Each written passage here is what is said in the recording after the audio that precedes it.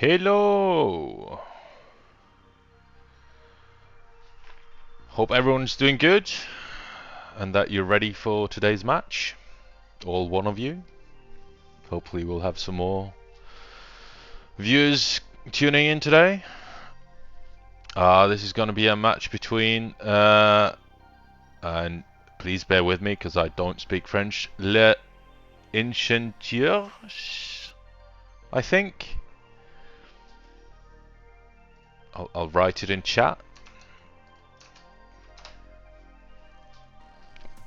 Yeah, I don't speak French, sorry about that. Versus Norweaklings. This is a Division 5 match in Heroes Lounge. It's the second round of the season. The first... vi kan ta norsken til videre, men casten på engelsk, Martin. Tyvärr.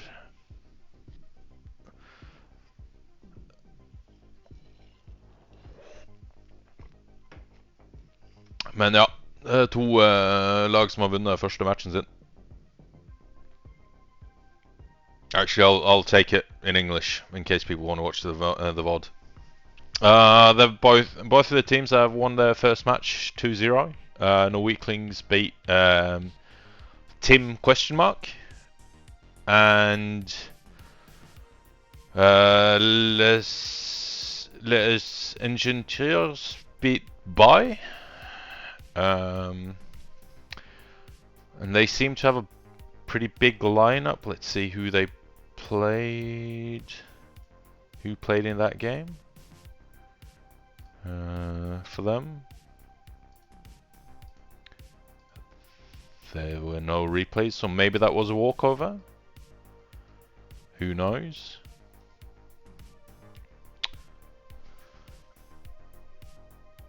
And Norweaklings only has the five members. Bukken, Tommy Gunn, Frittfall, Valar, and Spadoy. What? Is Valar part of the team? Okay. Is he gonna play today? Who knows? Let's see. Do we have anything? So they're gonna start the map bans soon, which is gonna be interesting.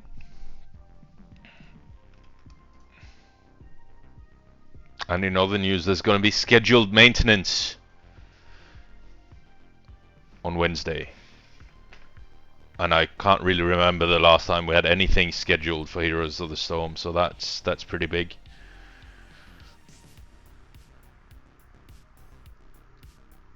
So that's going to be interesting to see. I mean, I guess nothing really happens, but I saw a post from some community manager on Reddit the other day. So there's at least someone working on the game. Don't know what they're doing. Doubt it's much, but you know.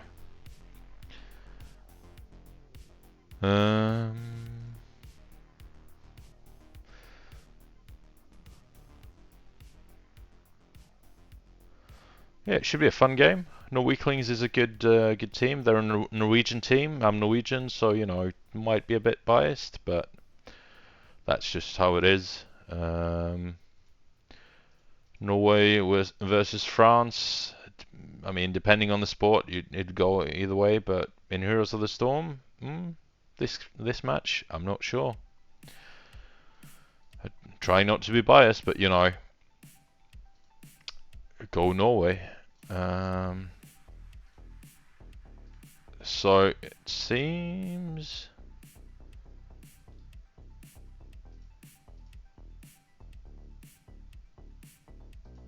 Yeah, the French guys have had a few seasons in Division 4, but that's quite a while ago now, so they've mostly been in Division 5 for the past 5 seasons.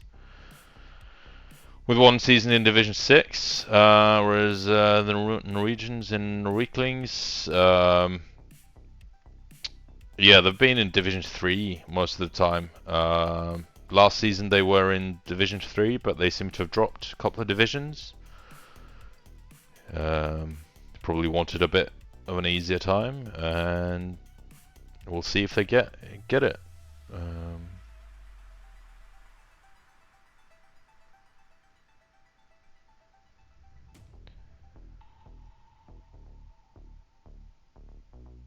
The game is still alive. I mean, somehow. Even if we haven't had a hero since... when was Hogger released?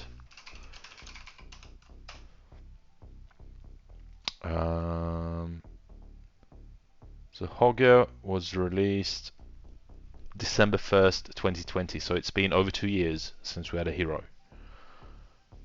That's a bit rough.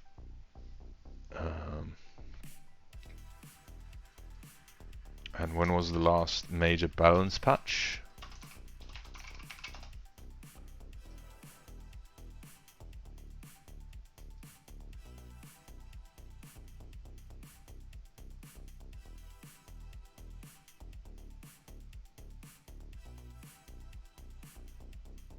Right, so March 29th of March 2022, so it's almost been a year since the last balance patch.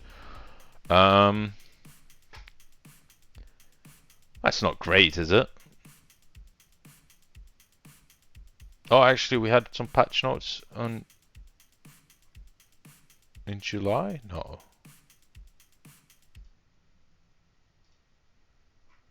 No, the last proper balance patch was in March of last year. So that's a bit rough.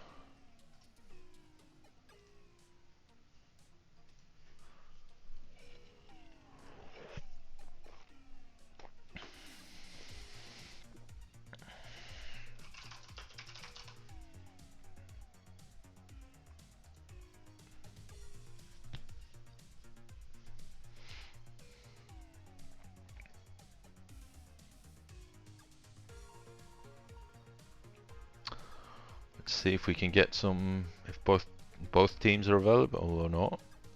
I mean, it would be nice if they both turn up, but we haven't heard anything from the French guys yet.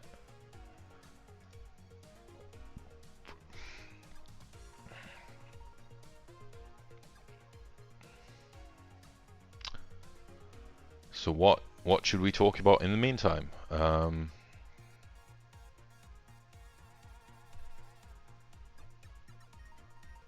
mean, we could just listen to music as well.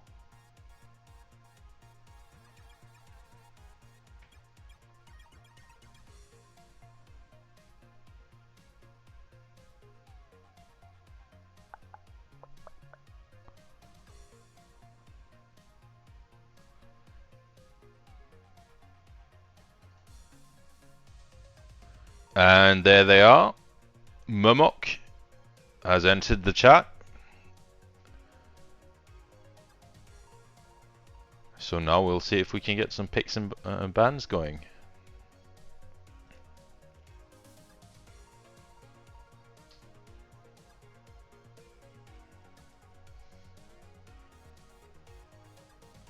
Which would be great. Get some content.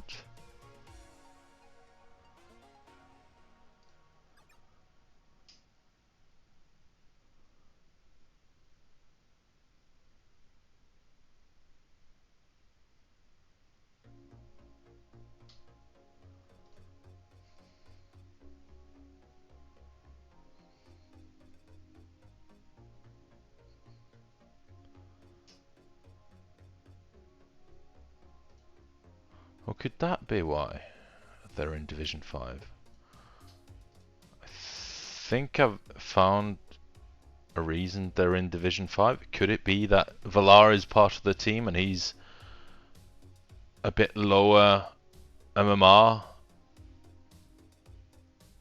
than their previous members? So they've basically been demoted because of that? That could be.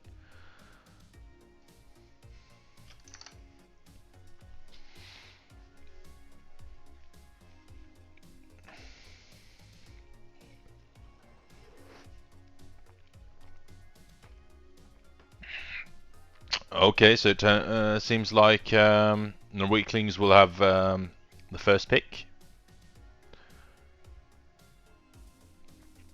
That means Les Ingleteurs will have the map pick.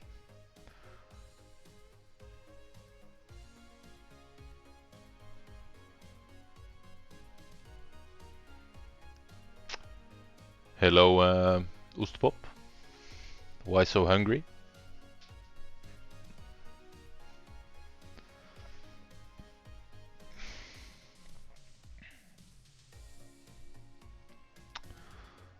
There's one unfortunate thing about this, and that is that there are 2 casters for this match. But or 2 casts of this match. There's one in French. So if you want to enjoy a French stream, you can go over to Imrig and watch his. I'll do it in English here, primarily, and maybe a bit of Norwegian. Thank you, Leif Mogens medal. Les Ingenieurs ban Battlefield of Eternity, so no BOE, no Immortals today. It's probably fair. And Norweaklings ban Hanamura. So 2 out of 3 2-lane maps out of the pool, if I recall correctly. I mean, I could check that. Where do I check that?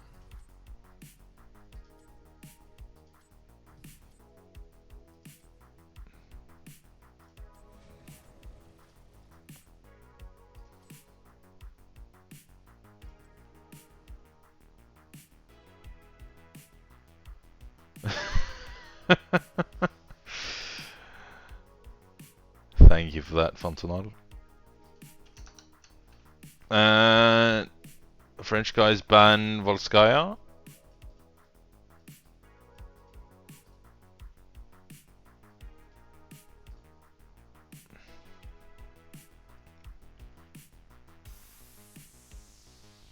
And I'm sorry about my pronunciation, but it's just like, it's easier to say the French guys properly than butchering their name.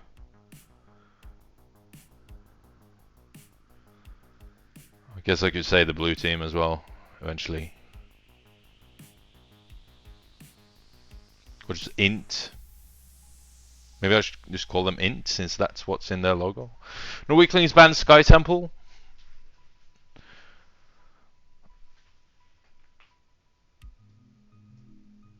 Maybe I could find what it means.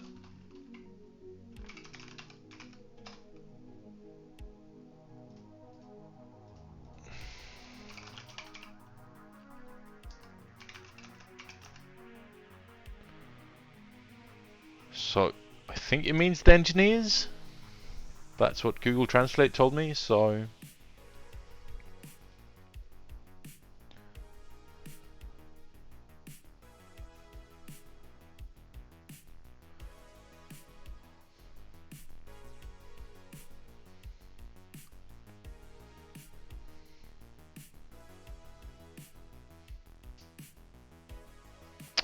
And the engineers pick Infernal Shrines, but Norweaklings make them aware of the fact that there are 3 bans. And they're saying that they'll keep shrines open. So all in good sportsmanship.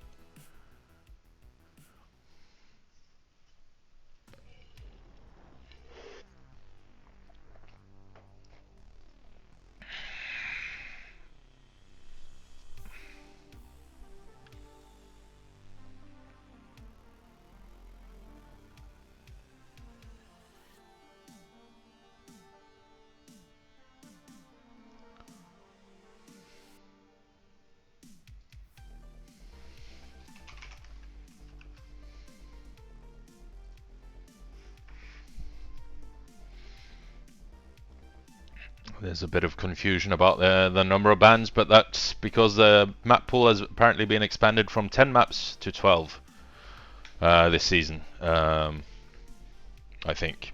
I don't know. I don't even play Heroes Lounge anymore, really. But the engineers banned Braxis, and Norweaklings banned Tomb, and Shrines is still the picked map. So that should be very interesting. It's a fun map.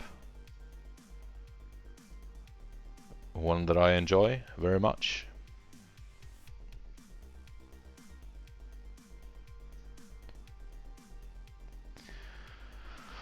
So we'll see what comps they come up with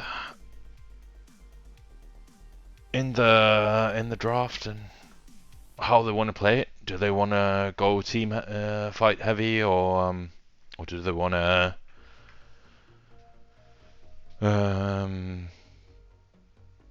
macro more? It's a map where you can do both things.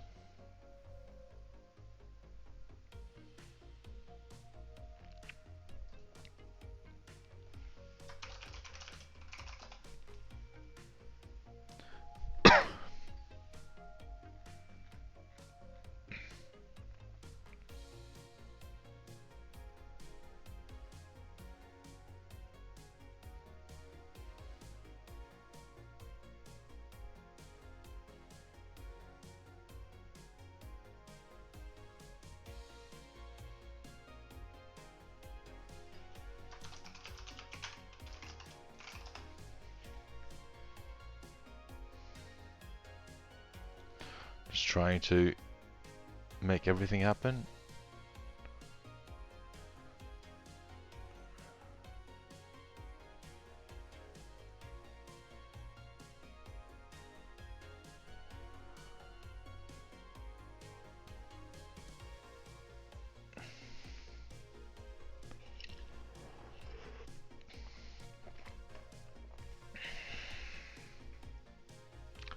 Apparently, okay, I finally get moved down into the observer slot. Thank you for that, Rich 500. Wearing the badge proudly.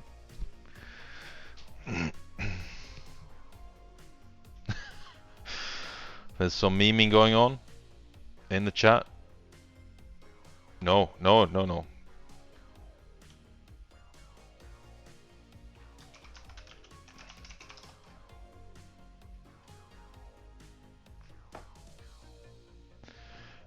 I'm in team 2 apparently. I'm not gonna clean my bookshelf. I don't have space to clean it properly.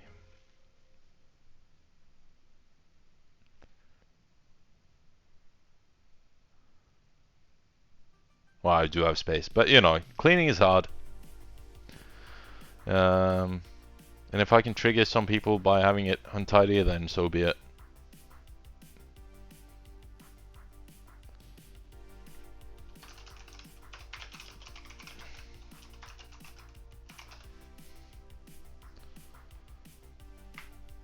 Okay, there we go. They sorted the teams out. Now they just need to put the captain on the correct player, and there we go. And it seems like we'll be going into the lobby pretty soon. Maybe I should put on some music. In-game music. I haven't had that in years. But for you guys, I'll do it. Why is my bookshelf so messy? Well, I just have a lot of stuff and I don't really have any good places to put them. I just chuck it in there. And I'm a bit of a messy person.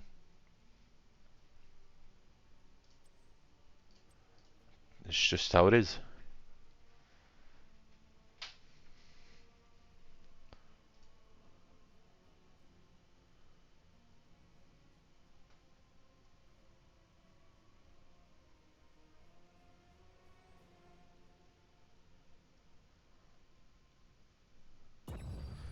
And there we go.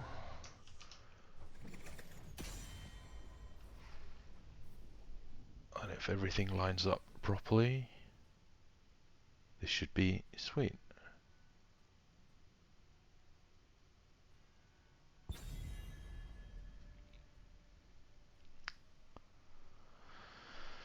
So we have the red team banning Brightwing first. They don't want to deal with the global healer. which is understandable on a map like this. Rotations are important.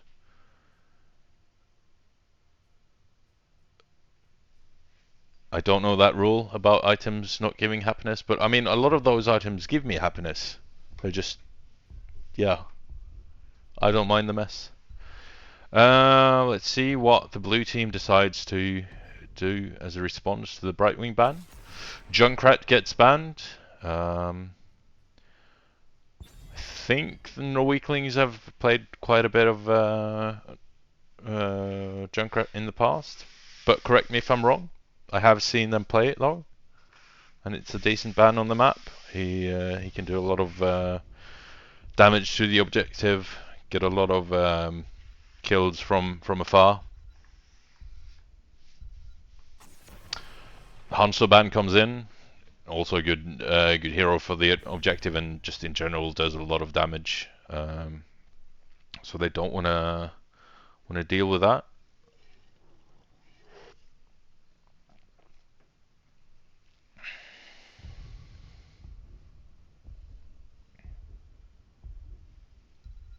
It'll be interesting to see what comes up now.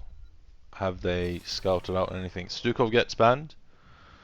Strong healer with a lot of deny. I didn't actually know Valar was a part of the Norweaklings as a player. I thought he was their coach, but apparently he's playing now as well. It's going to be interesting to see how he plays. Hogger gets picked by Fantonal. Very strong hero, both on the map and in general. Wins most offlane matchups in the lane, and does a lot of damage if played well in team fights, and has a lot of denial as well. Daharkan Anduin gets picked up. Anduin, a really strong hero. We saw him a lot in recent Norway Cup that was played. I think he had a 100% pick or ban rate. Daharka is also great. Should do okay against Hogger. Rhaegar gets picked up by Norweaklings, which is yeah, a good pick. And Mephisto as well. Oh wow. Valar on Mephisto, okay. It's gonna be interesting. See how that plays out. Picking him so early might be a mistake because he can get punished by something like Chromie and what are all the Mephisto counters? Asmodan? I don't know. I know there are counters to Mephisto though, so you want to maybe pick him late to deny those. Chromie ban comes in, so that's solved. And the Garrosh ban came from the engineers. So no Garrosh for Norweaklings, but I don't think they play that much Garrosh. Johanna and Falstad, very good picks from the engineers. Anub is also a very good counter to Mephisto, and Anub is open, but they chose Johanna instead. So Norweaklings don't have to fear that. That might have been a mistake on the blue team's part, but it is what it is. And Mal'Ganis and Hammer, okay. And what a skin on Mal'Ganis. Holy crap, that is terrifying. That is absolutely dreadful. I don't think I've seen that before. Holy shit. That is bannable, in my opinion. I like Tommy Gun as a tank, but holy crap, man. That's just disgusting.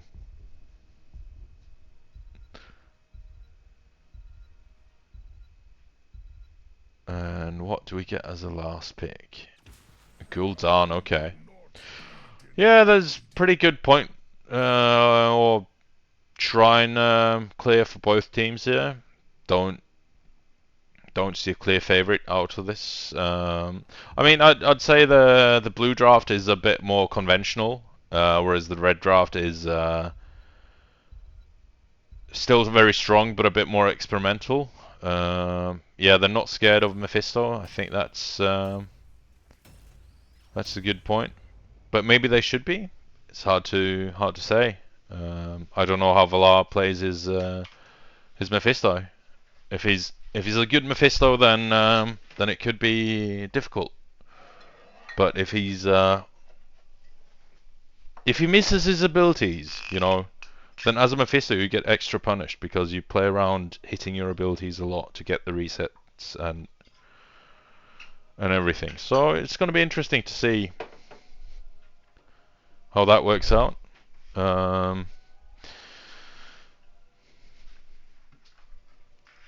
Sergeant Hammer can just stand, like, for Norweaklings, they can just stay far behind and do damage, whereas the range on the Engineers team isn't that great.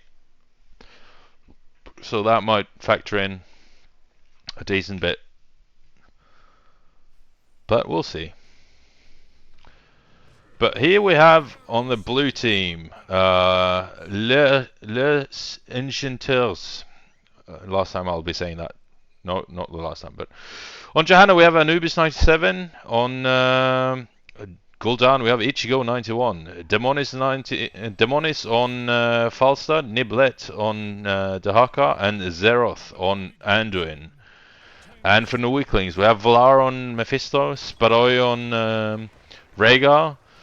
You can see Bokken on Sergeant Hammer, Tommy Gun on Mal'Ganis, and Fontanal on Hogger. Interesting to see if there's any fun talent picks yet. So Echoed Corruption on Gul'dan. That's going to be his choice here. I think that's pretty standard, pretty decent. And Norweaklings going quite hard to begin with. Advanced artillery on Hammer. I don't know the Hammer meta. Horrified doesn't work on siege mode. I did not know that. But we see that the blue team has a bit of a rotational advantage now. It's not a huge one, but they have a little XP lead, you know. Let's see, is that... yeah. It's not massive, but it's there. It'll get equalized pretty soon. But Valar gets pretty low. He's down to 350 HP. But he gets out with his life. And he gets healed up. And Tommy Gun is looking for an invade, but is this a mistake? If they jump on him there, they could get the kill, but instead they focus on getting the camp. Might be the correct call this early, honestly. There's not that much... and there's a fight down here on the bottom camp. Dahaka burrows in, and it's a 5v4. And this should be a blue camp. And Bokken is going to die as well. Very good fight from the Engineers, and utilizing that Dahaka Global as well. A very good start for them. Getting the camp, getting the kill. It's a great start. And that means that they're a little bit ahead on XP. Not massive, not substantial by any means at this point, but you know, every little bit helps. And we see Bokken on the hard camp, just doing his thing. Whereas for the blue team, they're sending 2 players to take their hard camp, and it should be almost just as fast, and they're going to take a lot less damage. Bokken is, I'm not sure he can do this. Is he alive? He is alive. Fontanal comes to his rescue. Hogger does Hogger things. And that's that. You can see that Dark has a bit of essence stored, and they're just going for the full clear here on the objective. And with Bokken having to back there, it means that they took some time for him to come back to the objective. And now Tommy Gun goes in, sleeps 3 of the members of the blue team, but doesn't get anything more. And now it's a stun on Mal'Ganis and Rhaegar. Good chunk on yeah, both Johanna and Gul'dan, but nothing to it. And the clear is pretty even. Blue team has a bit of an advantage, and now the red team goes in trying to push it hard, but Johanna goes in and gets a nice turn and a very good route from Anduin. Meanwhile, Buchan is just standing in the backline. Oh, and he gets tongued. And can they get the kill on him? They get a lot of damage, but Dahaka is very low, and Dahaka goes down. Good kill, and now Johanna goes down as well, and this should be... Oh, but they get the objective. So the blue team gets the objective, but lose 2 members for it. And that means level 7 for Norweaklings. What can they do with the objective? Probably not that much. The early objective is pretty weak. Maybe they can get the gate, but clear on the red side should be pretty good. And meanwhile, top, there's a bit of jousting, but not too much going on. Nice route on Buchan from the Punisher. Doesn't do too much though.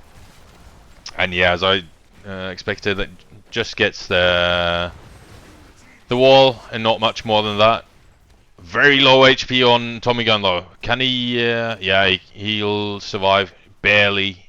And meanwhile, Hogger and Dahaka battling it out. And Hogger is maybe in a tiny bit of trouble, but now Dahaka's a bit low as well. That's it's pretty even. Yeah. Both teams got a gate. Norweaklings had a slight XP lead, but seems like the engineers have caught up. So yeah, it's all pretty even. Dahaka's still a bit low. Doesn't have that much essence to do anything with. Do we have any fun talents here? Hammer is just going for that siege mode. She can move, she can heal. Dahaka is going race car, but with one who collects. I'm not sure how I feel about that. I prefer the knockback talent more. It's very good in combination with a 16 where you get more movement speed on Paro, but it's okay. More essence is not necessarily a bad thing. And Falstad is already stacked on his Q. That's nice. Now he'll just keep getting more and more damage. And yeah, they're just poking and prodding a bit. Nothing much interesting happening. Totem build on Rhaegar, and now they have level 10 on the weaklings. And we get Karen Swarm, we get Ancestral Healing, Napalm Strike, Shockwave, and Durance of Hate. And they're trying to get something on Johanna, but all the Durance lands, and it gets Anduin as well. And now Anubis is in a bit of trouble, but Johanna is tanky as hell. And that was an interesting attempt from Falstad. Didn't really get anything from it. Dahaka's low up there as well in the jungle, and yeah, it seems like Norweaklings has an edge in the team fights. It really does. That gust from Falstad was not that effective. In level 20 it's going to be very effective if it does that, but at this point it's just not enough damage. Or not enough. Oh wow, Mal'Ganis goes down. I did not see that happening. I thought he was just yeah, pretty safe, so my bad for that, guys. But Buchan is just keep... Oh, that should have almost... That was almost a kill for Valar. A very good poke, and they're just super low, and Norweaklings just keep pushing as a 3, and Anubis is really low. And they just get that fort damage, and this is the strength of the hammer. Just a lot of poking, and you really have to dive to deal with it. And the hard camp gets taken by Hogger, and now Dahaka might be in a bit of trouble top, but it seems like he'll get out just fine. But in a situation like that, having the other level 4 talent with the knockback is gives you another escape. Oh, and he's in more trouble here. From the blue team, we have Blessed Shield, Light Bomb, Horrify, Isolation, and Mighty Gust, as we've seen. And Gul'dan is in a lot of trouble here. And the same is Falstad, and he goes down. And a nice Ancestral on Tommy Gun, and Anduin has to die as well. And can Gul'dan survive? Yes, maybe he can. Dahaka's out, but Gul'dan's gonna go down, and now Johanna, oh, she survives. They could maybe get the interrupt on Dahaka, but they don't see it in the brush. But they get the fort, they're gonna get the objective, and this should at least be keep gate, enough, if not more. Probably, yeah, they should be able to push keep with it.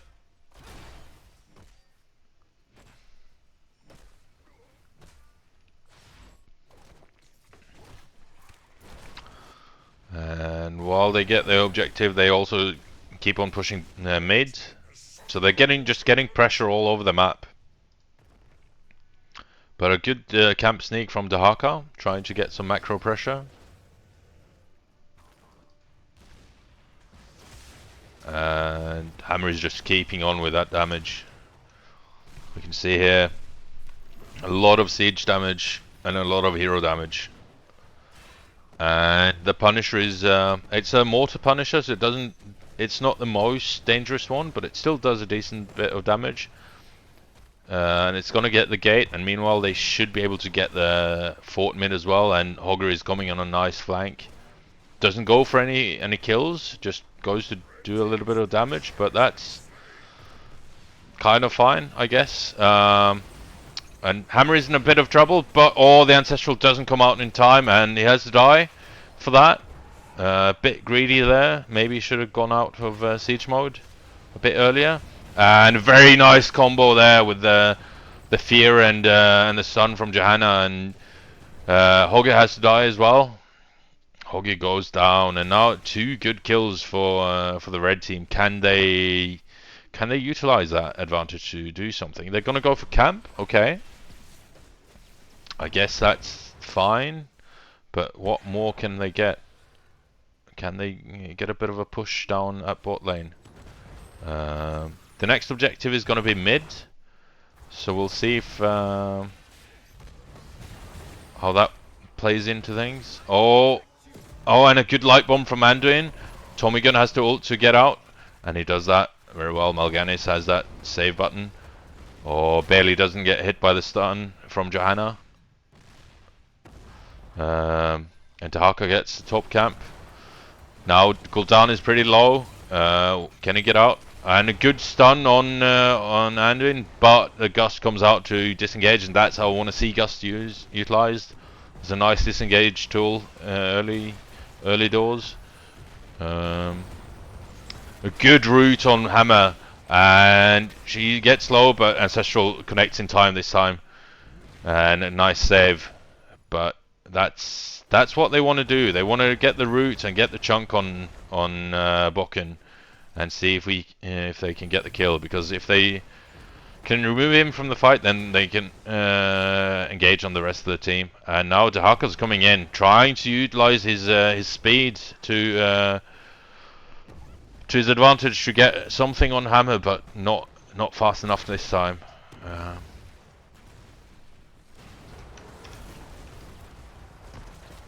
And very good chunk on Falstad, but not enough that time. And now both the teams are just roaming a bit. And Tommy Gun here is in a good brush, and they haven't scouted it yet. He runs out and he gets away. Dahaka is in a bit of trouble. He's pretty deep, but he gets the tongue off on Mal'Ganis, and Mal'Ganis is gonna. He doesn't get stunned. They do hit the stun on Mephisto though, and a nice Gust to disengage, but pretty chunked on the blue side. And meanwhile, the red team has a hard camp pushing top. And now we have the Earthgrasp totem on Rhaegar, which is huge. That slow is really annoying. and Hogger is spinning. And Tommy Gun gets chunked, but Ancestral connects and saves him. Gul'dan gets dragged out, but it's clear that Norweaklings has an advantage right now. And the nice stun on Gul'dan, and the root. Oh, the root is massive. The stun was on Johanna, my bad. But the root hits Gul'dan, and he barely gets out with his life. Oh, that's a very good hit on Dahaka, but he should be able to get out with his speed. Race car Dahaka is no slouch. But the keep goes down to the hard camp. That's a big oversight from the blue team. And now they should be able to get at least... they should get keep, I think. It's a late Punisher. It's an arcane Punisher.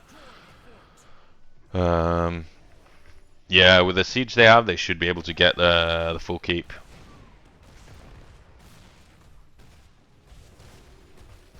And Hogger is just dealing with bot. They can bait the Punisher, but they don't. And nice roots on Gul'dan, but Anduin is there to save him. The Punisher is taking a lot of damage, but at the same time dealing quite a bit to the keep. And a nice stun on Johanna, who has to use a trait. That means she doesn't have it available if the red team has anything to CC her with. But they're just running out. Hogger is not with them. Maybe he should have been there to apply some more pressure, but at the same time he's getting some macro value.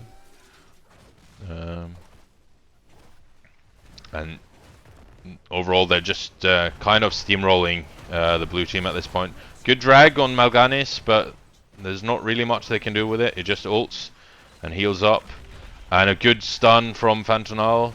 Hogger is very good at that and can't really do much with the light bomb. They managed to get out somehow, and a good fear on Mal'Ganis. Can they do anything with it? No, they can't. And the engineers are pretty low, all of them, and Gul'dan is very far out. He should be very careful. Very, very careful at this point. Good stun from Johanna, but... Oh, there we go. Mephisto jumps in and gets the kill on Gul'dan. And now a 4v5 with mid lane pushing as well. And Dahaka's gonna go down. Hammer is alive. Hammer gets a heal, gets out in time. Gets chunked by a Falstad. But should be... this is looking pretty grim for the blue team. They're just getting bodied now under their own keep. And Johanna's gonna die. Mephisto not too good at hitting the damage there. If it did, there'd probably be another couple of kills. But yeah, this looks like it's going to be a game.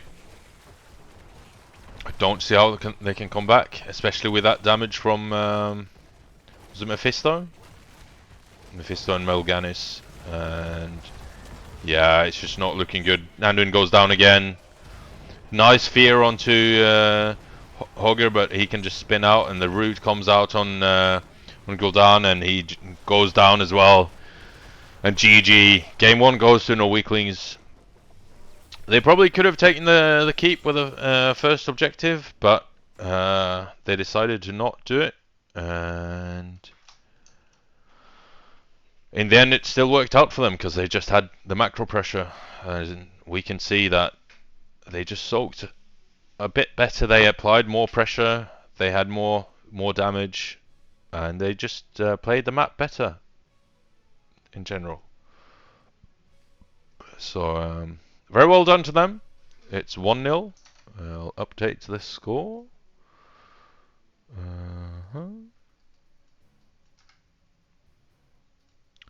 There we go. Let's see if we... And the French guys take the first pick, so let's see what we get from Norweaklings as the map. But that was fun. That was a good first map. Very strong performance from Norweaklings.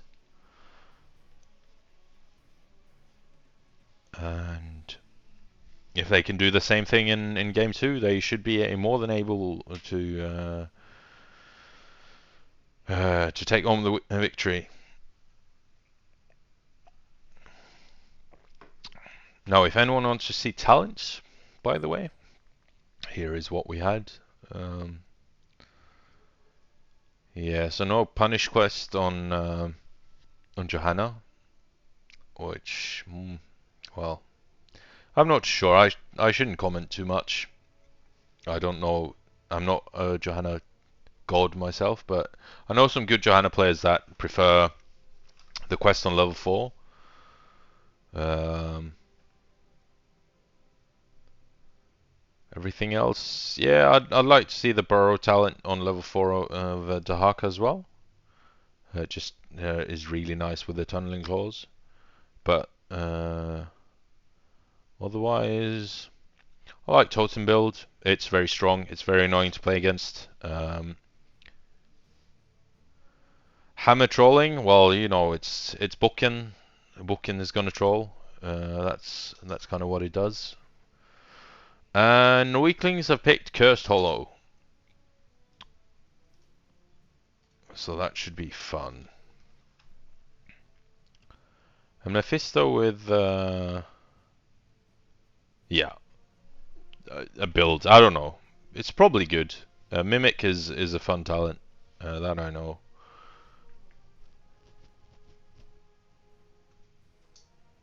But overall, very fun game. Good to see Norweaklings playing well. Uh,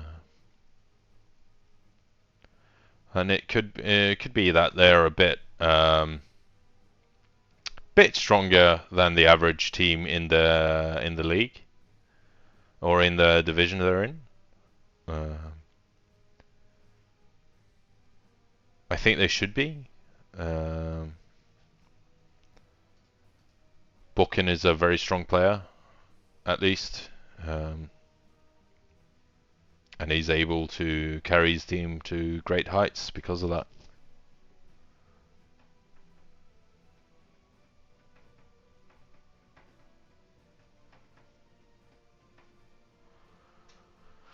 Cursed Hollow map 2, the big map.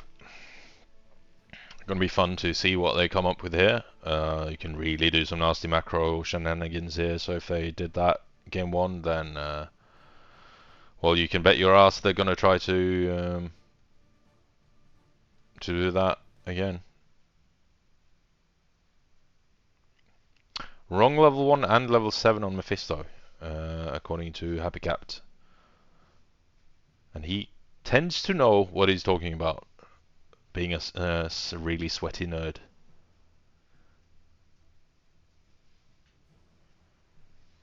But, you know, people, okay. Mr. Trample in the lobby? That's not right.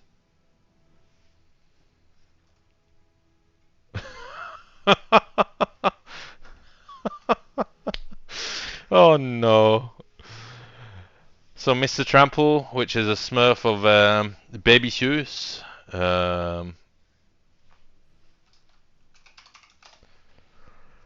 joins the lobby, says we scale is a bust, and then leaves. Bit strange. Bit strange, but fun.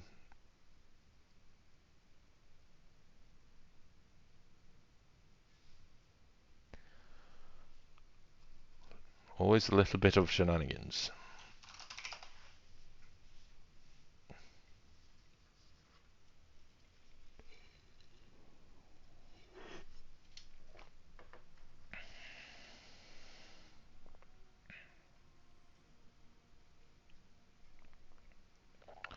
So the red team is ready, the casters are ready, we're just waiting for the blue team to say that they're ready, and then we can go. And there we go.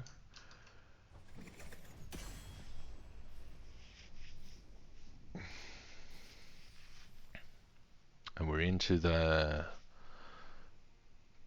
draft. Now let's see what they come up with.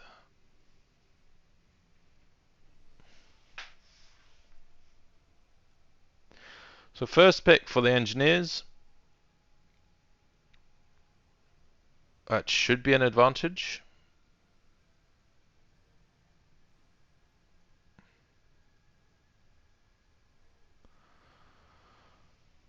Yeah, that's an interesting question. If Norweaklings play for level 20, they might just not go very hard, but I imagine they could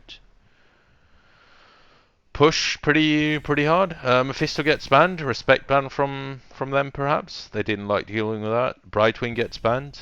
Um, I guess Valar was pretty good on his Mephisto. It wasn't uh, it wasn't the best Mephisto I've seen, but it wasn't half bad either. Got a decent bit of damage done. Junkrat gets banned as well. Um, we're gonna see Hammer again. Dahaka gets banned, so they don't want to deal with the globals, and understandable. This is a very global favored map, I think.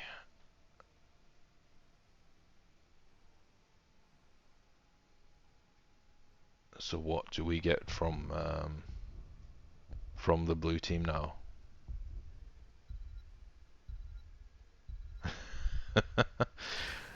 And they pick Vala. Well, I mean, I could say that Valar picked the wrong talents, and that he definitely has a lot to improve on when it comes to hitting his abilities. But you know, I don't want to be too mean.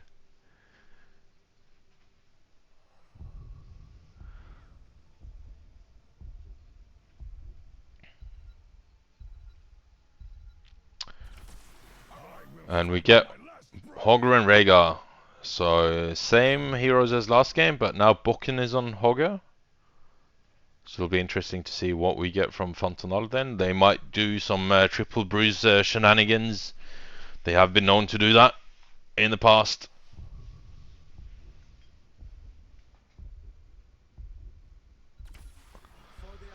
We get Anduin again from the blue team. And Varian, okay. That's interesting. Going for the taunt, probably. They could go offlane Varian, but I'm not too sure how well that's going to fare against Hogger. And especially on this map.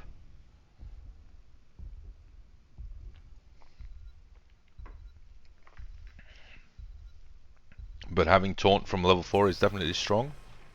And another global ban, so Falsa gets banned.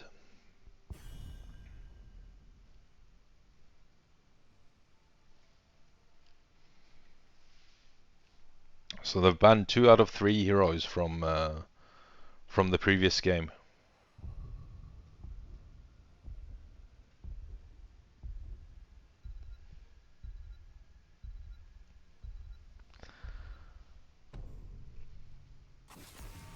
And Johanna gets banned as well. Okay, they don't want to deal with that.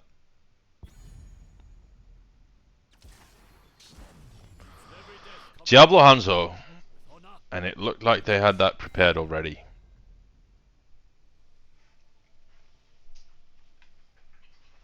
I think I'm liking Norweaklings a bit more in this situation. We'll see what the engineers come up with. Valar on the Hanzo, so there's a lot of room to both hit and miss skill shots. We'll see how he does it. And now the Vikings, okay, and Sonya. Oh, this is interesting. This is really interesting. That switches things up a lot. And Zeratul, okay. Are we gonna see a swap here?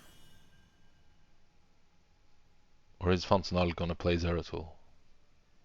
I didn't know he played Zeratul. That's very interesting. And the Vikings, okay. Yeah, I that threw me for a loop. I don't know what to make of this draft now. Because Vikings played well. Well, that just changes things up a lot. You know, that is really interesting.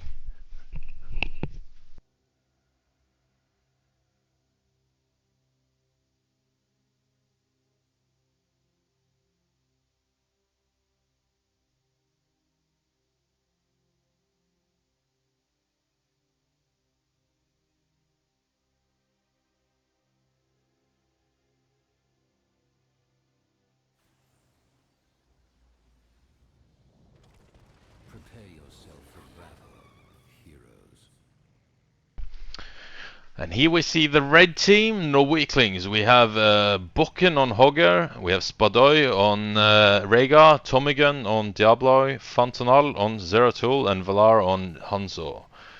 And we have Niblet on the Vikings. We have Ichigo 91 on, is that Sonya? That is Sonya.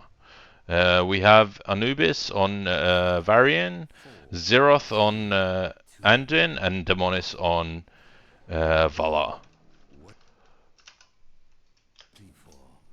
And this should be very interesting. Pleasantries being exchanged. No bee stepping in this match. But it looks like they're going for a slight trap in bot lane. An interesting thing about Zeratul is that he doesn't come online until quite late. Okay, they go for a trap. I'm not too sure what... Well, I mean, they have the Vikings to catch a soak. But Zeratul could conceivably just farm the Vikings as the match goes on. Nice route onto Tommigan to enable the escape.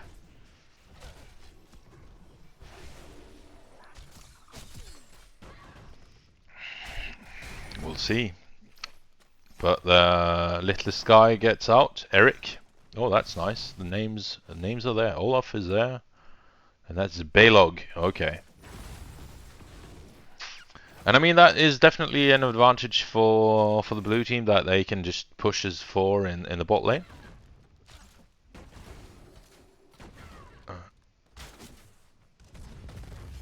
We'll see if they can get anything from that. But now Eric goes down, and all of a sudden Bukken has a huge advantage. And now they have to rotate the Vikings up. So that's the issue against skilled players. If you're not as skilled yourself, it's going to be a struggle. So we'll see how that goes. And it seems like they've done a 1-2-3 split kind of on the Vikings, how they did initially.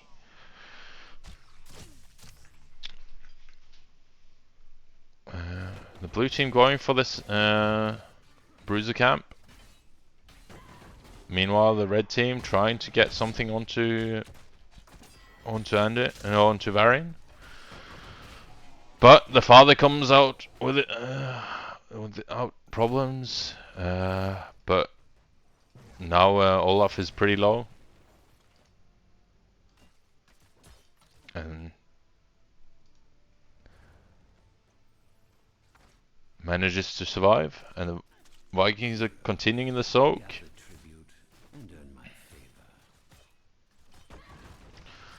The blue team is just pushing. Diablo's pretty low, so they should be able to push down at least the tower, and yeah, it hits another arrow on him, so it gets a bit more damage. Now the red team gets their Bruiser camp out, and the Viking goes down, but nice taunt onto Zeratul. Zeratul into taunt Varian is interesting, I have to say.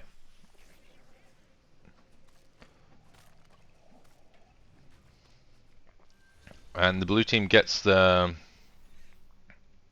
objective without being challenged for it. We have W build from Sonya. And the Vikings are getting a bit farmed up top, and and down bot as well. And the gate has gone down. Can they get anything more here? No, it doesn't seem like it. Meanwhile, Vala is working away on the camp. Yeah, that's the issue with the Cursed Soul. It takes a bit of time before anything kind of happens. Like a few kills on the Vikings is not that interesting, you know. But he has died quite a bit already on them. So we'll see how that keeps up as the game goes.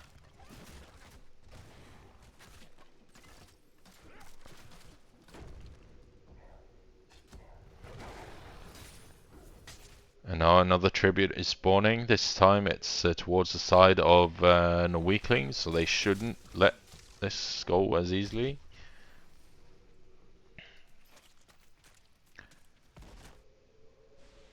So what will they do? It's 4 versus 4. And Hogger is trying to rotate, but he can't really leave the lane. And that's the issue when playing against Vikings. They're gonna get a lot of soak. And they're just poking and prodding here. And nice jump in from Zeratul. And they're trying to get a bit of channel as well, but they can't get the full thing.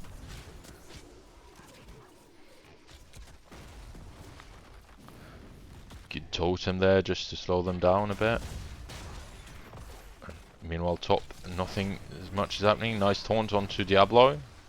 They get a bit of chunk, but not really much. Zeratul is pretty low. Doesn't die though, but is very low, and this means that the blue team should be able to pick it up. That's an issue with Zeratul. He's pretty squishy, but nice interrupt from Valar. He hit that skill shot, but now they get the tribute. And oh, that's a lot of damage onto Vala, but she gets out. And nice taunt onto Rhaegar, and that should be a kill. And it is a good kill from the blue team. And meanwhile, Zeratul is trying to kill a Viking mid, but doesn't get it. And there he two tributes to 0 for the blue team, and a nice taunt onto Tommy Gun, and a lot of damage. And can they get him? No, they can't. And that's a good knockback from Hogger, but they escape. A Q Vala in this game. Not something you'd see at a higher level that much, at least on this map, I think. But it's not bad, and it's a bit easier to play. You're not as punished for mistakes. Meanwhile, Fontanal is trying to get a kill here, but Eric is pretty fast, so he can't do it. And this should be an advantage for the blue team. And a nice bit of damage onto Diablo. And oh, but a good arrow from Hanzo gets a big stun. And meanwhile, a nice leap onto the backline from Sonya. Diablo is very low, goes down. And the same does Zeratul. 2 kills to the blue team, and the red team only gets a Viking for that. And now they're gonna get cursed. What are they gonna do with it? So they go bot again. They want to push this lane because they have the boss here, and that's a very good strat. The Vikings are just doing damage and getting value. And they've gone. Have they gone play again? They have gone play again. So as long as one Viking is alive, they all revive, which is really nice. And getting in the vision there is pretty good. That means they can't be collapsed on as easily, and they should be able to get at least keep wall. Sonya should be here pushing as well. A bit slow on that. There's nothing to be afraid of here for them. They can see Hogger top. They've still got 15 seconds left on the curse. They should just push this, but instead they decide to withdraw. They should have stayed for a good 10 seconds more, I think.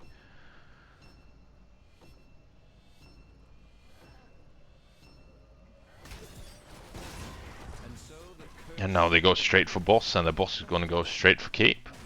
Does the red team smell this? They go for their bruiser camp. That might be a mistake. They should probably go for boss as well in this case, because now the blue team can just go straight up for boss after for the top boss after this. And is that what they're gonna do? It looks like it.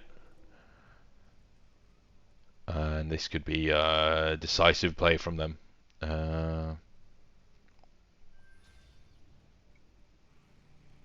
the red team is gonna have to defend this boss, but oh, it's a good taunt onto Hogger and a good root, and now he's gonna go down as well, and they're gonna get the boss top as well as the boss bot, and Zeratul is not doing the best of jobs at clearing that. And the boss is going to get and do a lot of damage onto the keep. Hanzo's going to do a decent bit of clear damage, but still. And they're going to get the fort top as well from this. And you got to say the macro advantage is getting pretty big for the blue team. Is that? It was 4. Yes. As we can see, the distribution is pretty decisive. You know, 2k more, almost 3k more with the minions and structures as well, and also with the kills. They're just way ahead, and they're 2 levels ahead at this point. They're gonna get keep wall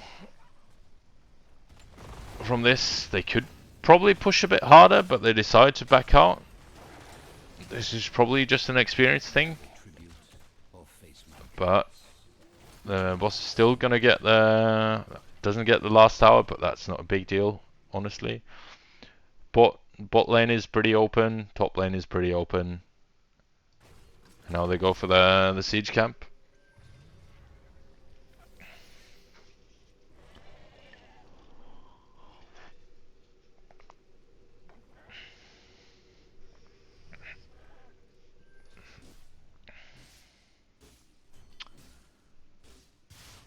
And the red team is just going to get their tribute. Hi Bitcoin, if you want to follow the stream, that's pretty cool. I do stream in Norwegian quite a bit, especially when we have Norway Cup going, which will hopefully be not too long again. So if you want to watch that or participate in that, that'd be great. There's no level or skill cap or floor. Baylog, was that it? No, that was Eric, wasn't it? It goes down. How many times have the Vikings died? So, 8 Vikings have been killed. Thank you for the follow, man. Appreciate it.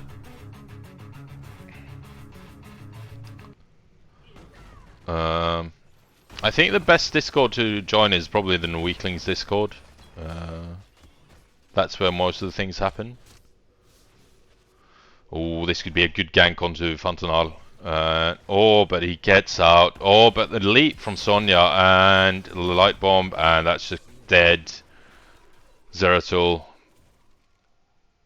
And this is looking pretty grim from Norweaklings. They're making it a series.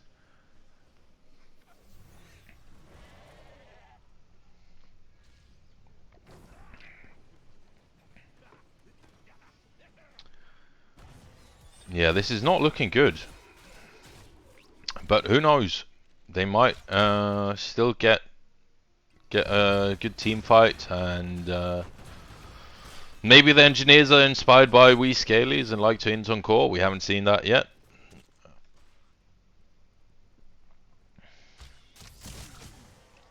And for anyone wondering, we Scalies was a team, was the team that won the Norway Cup. After they did a reverse sweep after being down 3-0, they won 4-3, which was pretty exciting. The VOD should still be up on my channel if you want to see that. If you don't speak Norwegian, unfortunately the cast is all in Norwegian, but it's still a good bit of games. The red team takes their hard camp. The Vikings are doing Viking things.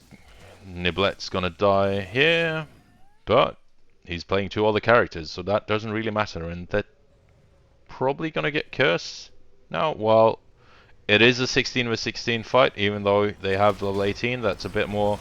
But wow, they can't really afford that. They can't afford to lose someone before the fight even happens. That is inexcusable from Tommy Gunn, and this should be tribute and curse for the blue team. Diablo has no souls now, so he's very squishy. And he goes in deep. Oh, but that's a good engage, and that's a good combo with the arrow and the APOC. Vala goes down, but the light bomb comes out. Can they get anything in return? No, the Ancestral comes out to save him, and Sonya goes down. It looks like Anduin goes down. Varian's probably going to go down as well here. I don't see how he's going to escape, but yeah, he's going to die as well. And we only have 2 Vikings left on the map. But at the same time, both bot and top keeps go down for the red team. So they won the fight, but at what cost? At the same time, they kind of had to win that fight. If not, it would have been really rough. They're gonna go for boss. And we can see that it's pretty even on XP now, so that was definitely the fight they needed to win. But now they're going to be pressured in 2 lanes at the same time. And the blue team can just keep on stalling for 20 for a bit. They should be able to clear this boss pretty fast. I'm not sure Valar should be here. I think being at bot should have been the priority to clear the boss, but that's probably okay. Sonya's on the boss, doing her utmost to clear it. Not the best boss clear, but not the worst either. But with Valar there, it would have been pretty easy. This camp is not going to do that much at this point, so thank you for the follow line, OSRS. It is indeed Valar, but he's not playing Valar. And the red team gets the top boss as well. That's pretty... yeah, they didn't get bot fort. They should get top fort. There's no gate here. The gate was taken down pretty early. And Eric's just running around and doing damage to the boss. He's gonna get rooted. He's gonna die probably. No, he can jump up and he gets out unscathed pretty much. But the fort goes down. But meanwhile, we have Balog here doing nothing, but he's there, and that is something. And there's a lot of pressure being applied by the boss here onto the keep wall, but it's already pretty low. So let's see what they can do with that. Well, not much. They get keep wall, and that's pretty much it. And meanwhile, there's a wave almost onto the core. And that's the issue when playing against the Vikings. They are elusive. They're hard to catch, and they're gonna pressure all your lanes while you're not there. Did a Viking go down? Oh, he used play again, did he? Yeah, seems like it. And they're gonna get another tribute. The issue is that they're not really pressing the issue. They're not going for the end, even though they could. There's 2.5 minutes until the bot boss and 3 minutes until the top boss, so they don't really have an end condition right now. So they could just play it pretty passively, but at the same time that gives the red team an opportunity to get back into the game. So they should, I think they should try to get a kill here and there and you know, trap somewhere, get the kill and just go end. And is this the fight? Zeratul jumps in and gets out. And Varian is deep, but he gets dragged out by his son. Good father-son combo that. And now they're fighting in mid, but the Vikings are pushing top, they're pushing bot, and that was Lion's Fang. Oh, and Zeratul goes down. Good damage from Hogger though, but he's getting a lot of damage dealt to him as well. Oh, good ancestral from Rhaegar. Nice drag from Anduin, and the taunt comes out on Diablo and gets him down. Hogger is able to escape for now. Nice stun onto was it Sonya and Varian? But now they should be able to at least go for the core. Try to. Seems like they're not. They're deciding to just take it easy. Diablo respawn fast.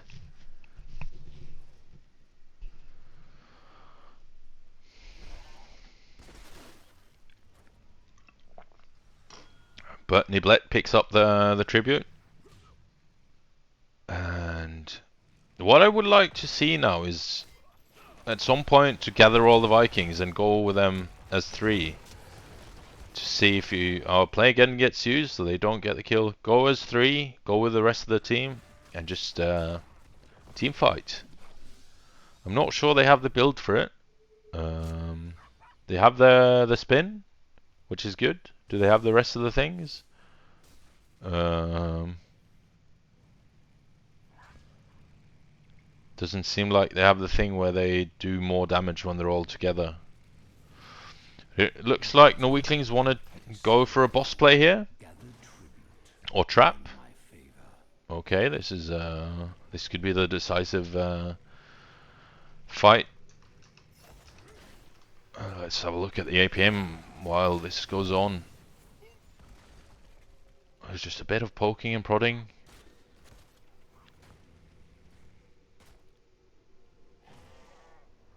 And we can see that to play Anduin, you need very little APM, apparently. If this is correct. Which I somehow doubt. I don't understand. Oh, and there we go. Oh, and a nice stun and taunt combo onto Zeratul, and he goes down. But Apoc comes out after Arrow. They get a lot of damage onto Sonya. Hogger gets chunked in the back line of the blue team, and he goes down as well. And now the Ancestral comes out on Diablo, but he is getting bodied, and he gets taunted, and he's rooted, and he's dead. And now this should be game. They should just run onto core. This is a strong performance from the engineers. And now they're going to get the kill onto Valar as well. I'm not really sure what he did there. And we can see that the Vikings are dancing. And the core is dead. Very well done. Very well played.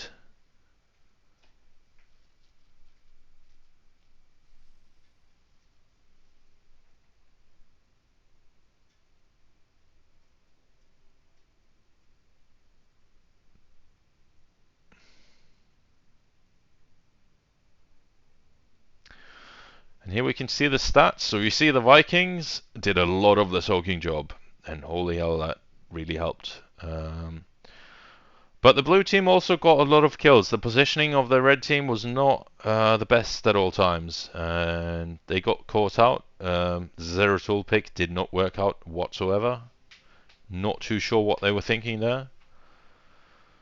Hogger did a great job, but in the end it wasn't enough. So GG, and it's 1-1, and I'll update the score.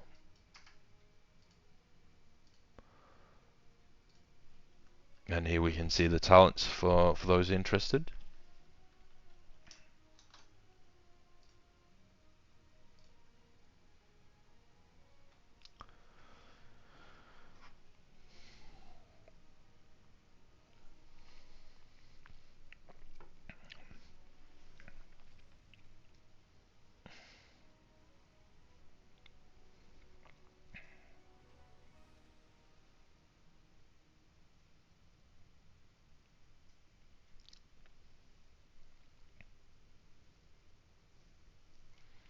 Interesting Zeratul build. I'm not by any means a Zeratul expert, but this is not what I've been told is the way to play him. But, you know, Diablo has gone for Mondavon hat, or Malevolence. Really fun talent when you can get good use of it.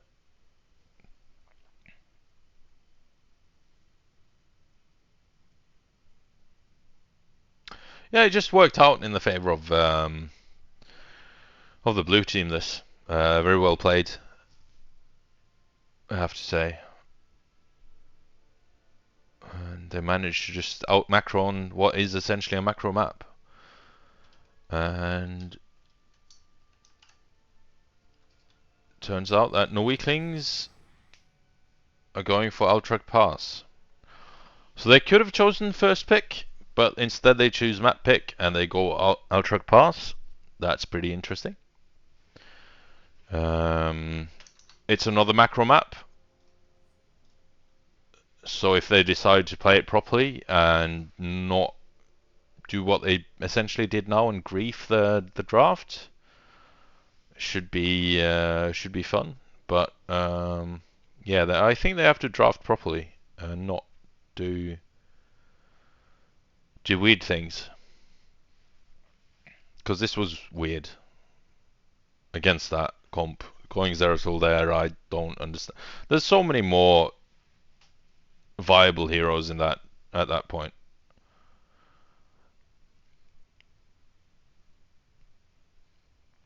And there we go. There's the lobby.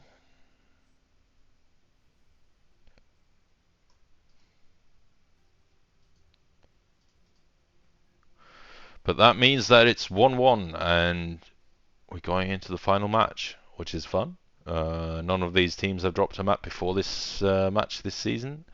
Then again, they've only played one match each. And I think the Engineers actually had a walkover in their first match. Thank you for the compliment, line lad. I've grown it all by myself. It's taken a bit of time, but not too long either. I think anyone can grow a beard if you just stop shaving and just let it grow. And at some point, it's gonna start looking good. At least with my genes.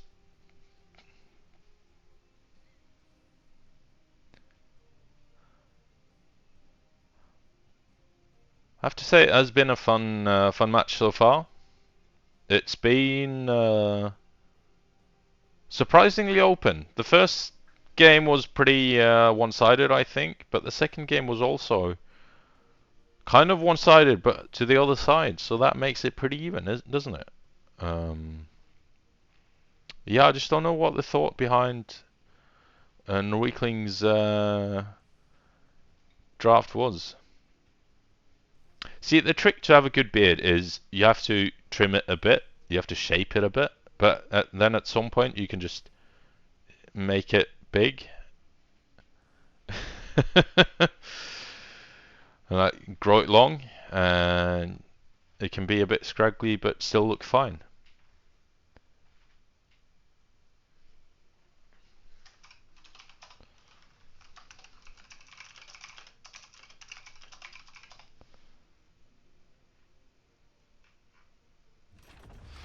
And there we go. We're going into Altric Pass.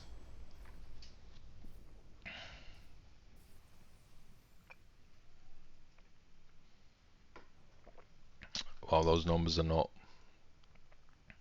looking too good, are they?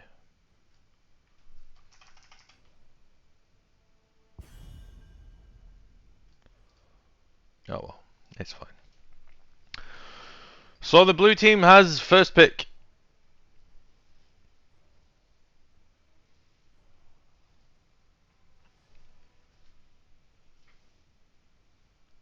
Make the beard big again. Yeah, it's been a while since I've done anything in English, so I'm a bit rusty with my vocab. It'll get better though. Mephisto gets banned. They still don't want to see him. Brightwing gets banned again. Okay. We're gonna see a lot of the same bans coming out. We did see that in Norway Cup. Junkrat gets banned again. That's the third game in a row that he's been banned by the red team.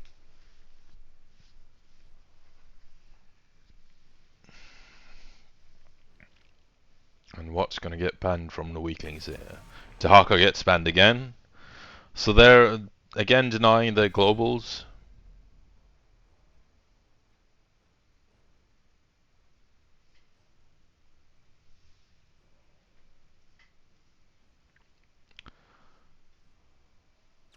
Vikings banned could be interesting, yeah. Probably not yet, but Vala gets picked from the red team. They had a good time with that in the last game. Meanwhile, the red team picks up Blaze, strong offlaner, and Andwin. Okay, this is looking promising. Maybe they're trying to be a bit more serious this game. We'll see. I feel like they should be able to play better than they did last map, at least from what I know of them.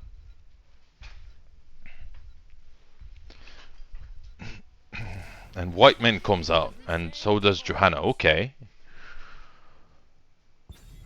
It's very interesting. How's Whiteman gonna fare against Andrin and Blaze, I wonder? What can they do to counter that? Are they gonna ban Vikings now? They could very well do that. Since they haven't been picked up, I would maybe think about doing that, because they're just very annoying to deal with, especially on big maps like this. But no, Falsa gets banned again. So again, they're denying all the globals. Are they gonna go for Falstad? No, for Vikings themselves. Genji gets banned. Okay. Generally strong hero. Um, and could be a Vikings counter. What have Norweaklings got planned right now? I feel like this is Norweaklings' game to lose. This is their second game in a row they go for map pick, but they go Li Ming and Sylvanas. Okay, interesting. Very interesting. There's a lot of damage there, but they're both pretty squishy.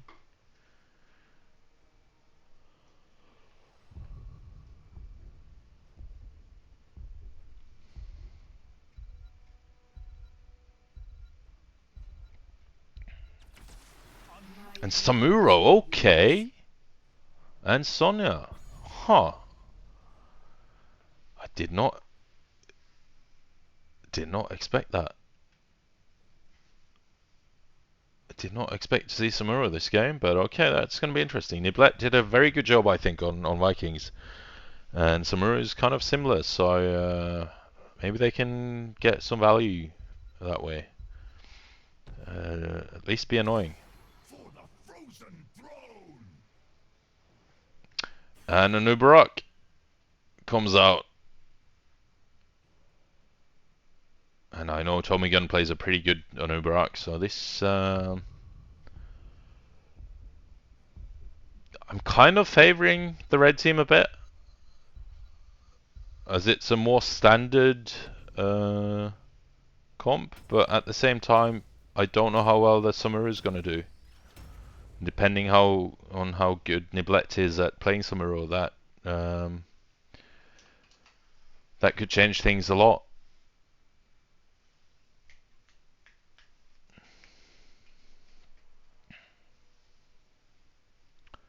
So we'll see what they decide to do.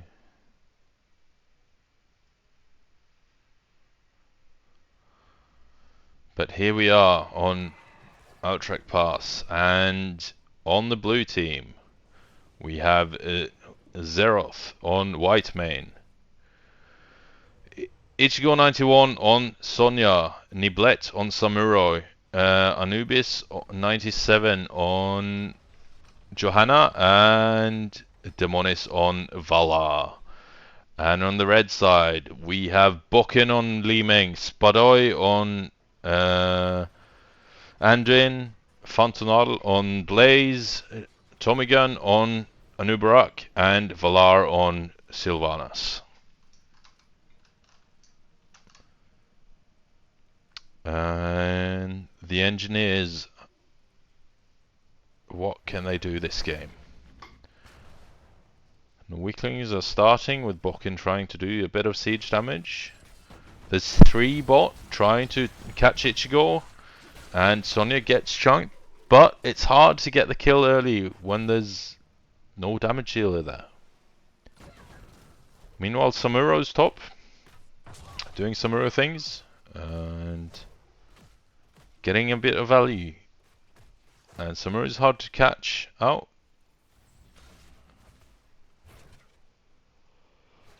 And we see Vala going multi-shot build this game. Okay.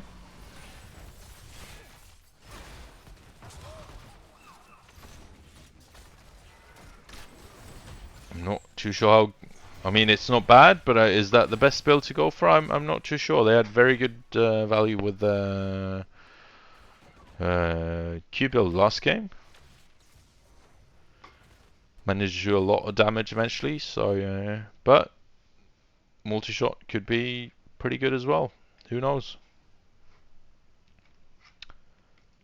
And we have Aether Walker from Li Ming.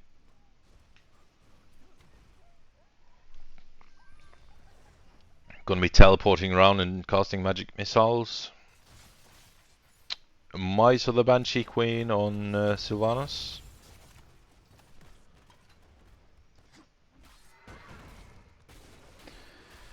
Way of the Wind on Samuro. So he's just going to be elusive. He's not going to get caught whatsoever this game.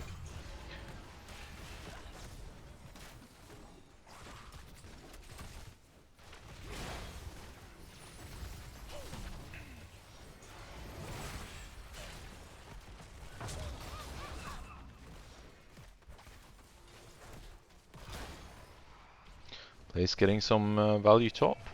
But Sylvanas getting killed by Sonya bot. Oh no, this is not good. That is not something that should happen this early in the game. That's yeah, very unfortunate. Bokken is managing to catch Soak, but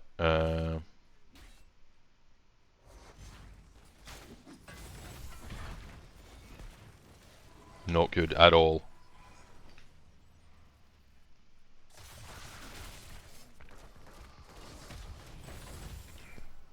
And the teams are just prodding a bit. Just poking and prodding. And Johanna, again, choosing not to go with the Q quest. Bit of a mistake, in my opinion, as it's a very good talent. W build from Sonya can be pretty good. A lot of damage coming out.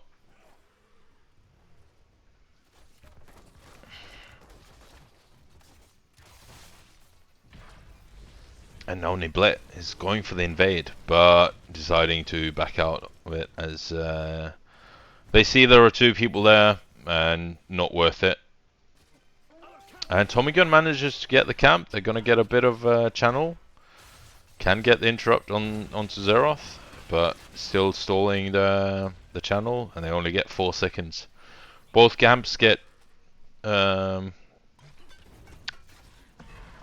taken at pretty much the same time. The red one is a bit faster. Will that matter? Good route onto Samuro, but that doesn't matter because fuck any CC on him that isn't super hard, right? That is super fun. I hate Samuro. I never lose my connection while Akbar. I have prime internet. And even if I lose my internet, I have 300 gigabytes of mobile Wi-Fi I can use, so it's all good in the hood. What's everything looking like? I mean, it's all pretty even, isn't it? There's not much to say at this point. They're just trying to do things, but you know, the stun onto Tommy Gun doesn't do anything. The root onto Anubis doesn't do anything. It's just dead even.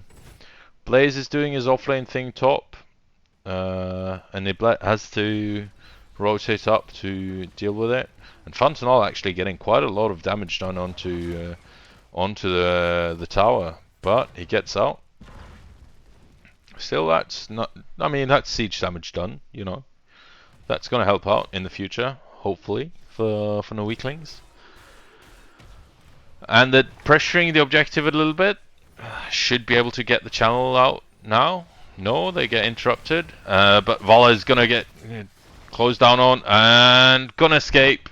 Barely. It was very close, but she's got the tap. She's gonna get up back to full health, and she's got no stacks.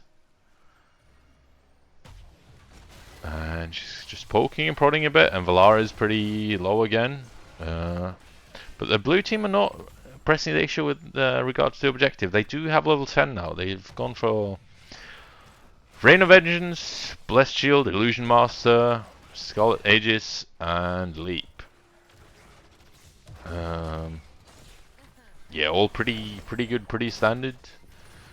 Niblet choosing to yeah, be a macro player with the Illusion Master. They showed last game that they definitely could handle playing several characters. We have Triumvirate from Ming on level 4, which is apparently questionable from Bitcoin. I don't know. And a nice stun onto Johanna. And a leap onto Anubarak, but the mind control comes out on Sonya, and when Whiteman's in the cocoon, there's not much you can do. Can Vala get out? Oh, she barely can. The Blaze E misses barely. And we have Wave of Force from Li Ming. We have Cocoon that we saw, and Mind Control. We have Light Bomb, and we have Bunker. So all pretty standard from the red team. Now Samura's going in, trying to create a bit of confusion, but Vala's going down, and so is Samura. Surely, Samura's down, and this is looking pretty good for the red team now. Not too sure what the blue team were doing that deep with both Vala and Samura. That was questionable to say the least. Some might say inting, but not this guy. Not yet.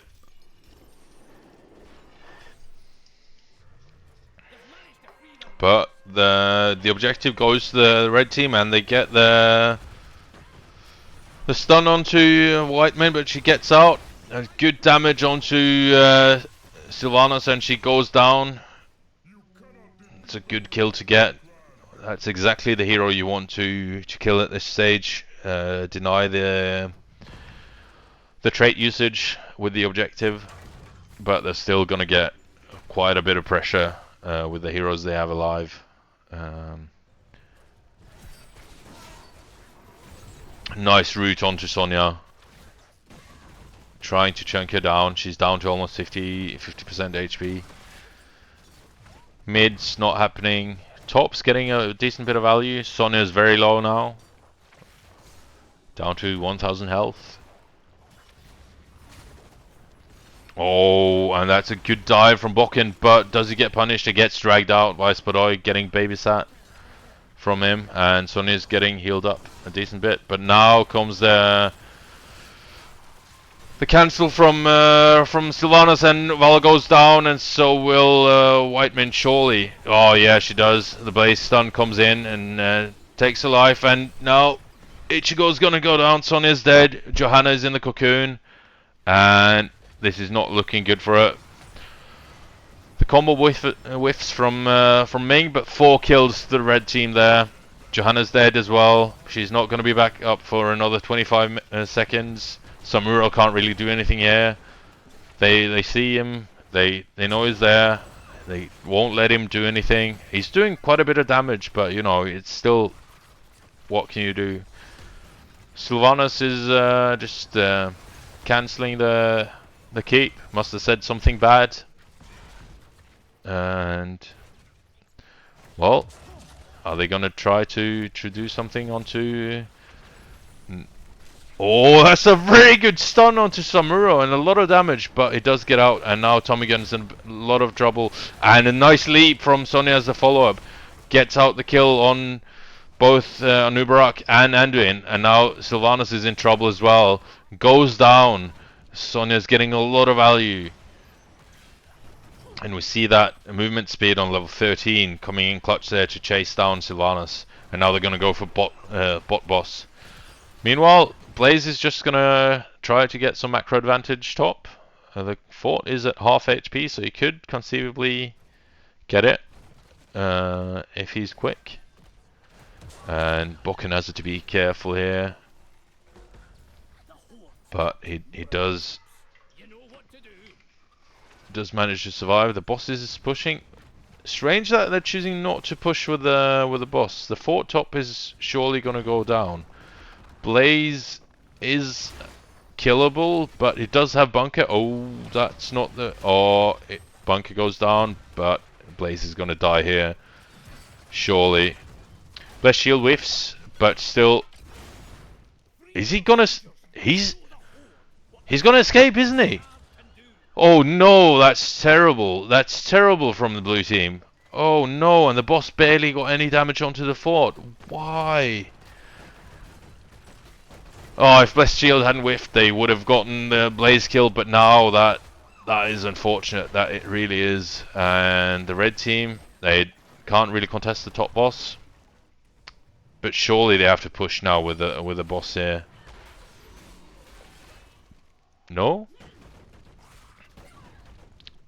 They're getting 16, so it's now even talent tiers. Objective is up, but they're choosing just not to do anything. They're going for the clear here, but they don't need a clear. Like, why is Valor tapping? Yeah, I don't understand it. Just literally doing nothing with their advantage, and now Sonya's taking a lot of damage unnecessarily. So is Ming though, and she's really low, but gets out. And now they get to start the channel. And what can the red team do against this? Very, very tense part of the game. A nice Ian from Blaze uses the bunker early. Can they do anything with it? Oh, that's a nice light bomb onto Samaru, but they don't get any damage off on him. But he is pretty low. Nice leap into the middle of the red team, but a good E from Blaze. Oh, but Anubarak is down. So is almost Sonya though, and Samuro is also very low. Oh, but he barely dodges out. Can he manage? No, he doesn't manage to get out, and he has to die as well. And Blaze is doing his best to try to get something more. Can they do anything? It's 4 versus 4. No. They managed to escape, but they get the fort down. Can they get the kill onto... Oh, this is turning back and forth. Oh, but the heal from Spadoy means that he is going down, but so is Sonya. So they're trading kills back and forth. It was the desperate prayer from Anduin there, and the nice interrupt onto Fontanal, so it doesn't get the channel.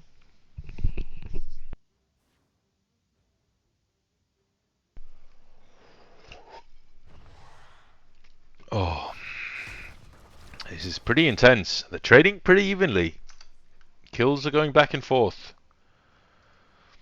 The top fort for the red team is pretty low, but they've also almost killed the bot keep of the blue team. Oh, but now Li Ming is a bit deep, but gets out without any issue. And now a decent bit of damage onto Nubarak, and now Samuro's just lurking in the middle of the red team, but nice stun onto him, and he gets chunked quite a lot. But Vala's there and gets his stun onto Bokken, and Sylvanas goes down, but Vala has to pay with her life for that kill. So it's all even again. Yet again, it's still even, and there's a nice leap onto Blaze, but he uses a bunker to avoid that damage. Li Ming is trying to dodge out and gets out. Oh, but Anubarak is dead as well. 2 kills onto the red team, and it looks like the blue team is going to have a big advantage now. But if we look at the macro state of the map, the red team are pushing in 2 lanes. And even though the objective is going to come, they're going to lose quite a bit, at least mid lane. They're going to get some damage onto the mid keep. And that's going to make the clearing of the objectives pretty easy for the red team if they can just manage to survive.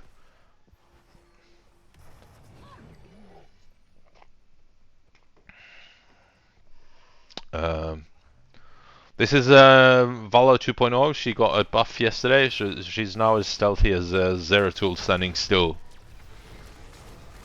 Apparently. Top's gonna go down. Norweaklings are just gonna focus on clearing mid and bot, which is probably the smart move. They could save bot fort. Top's not savable, but bot's gonna go down as well, and now top keep's gonna have a lot of pressure on it.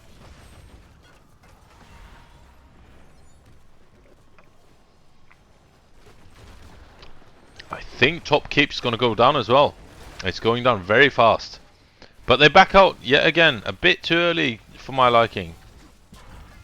Stay there a few more seconds, get the damage onto the keep, and you have it down. Instead, they just decide to play it safe.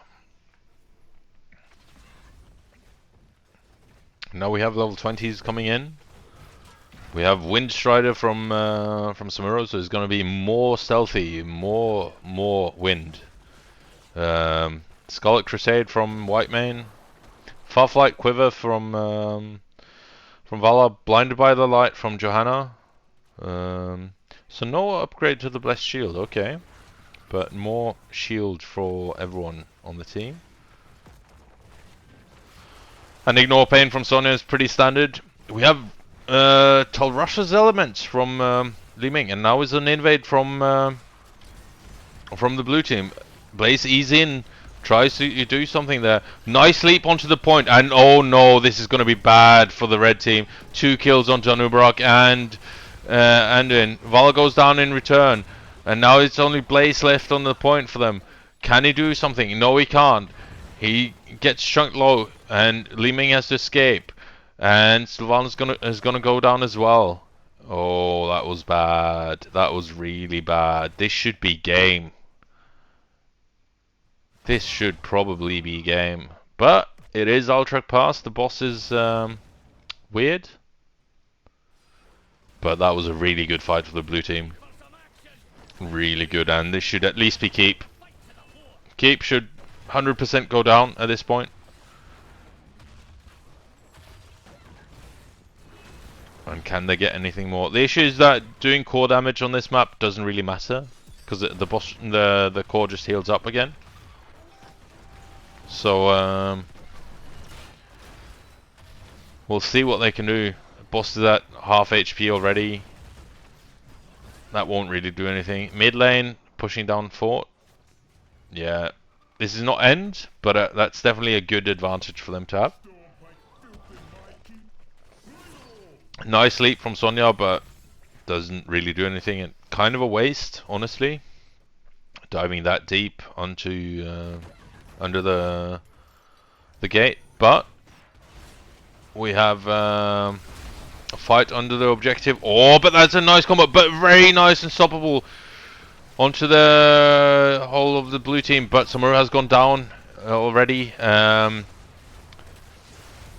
control whiffs. Whiteman is dead. So is Li Ming though.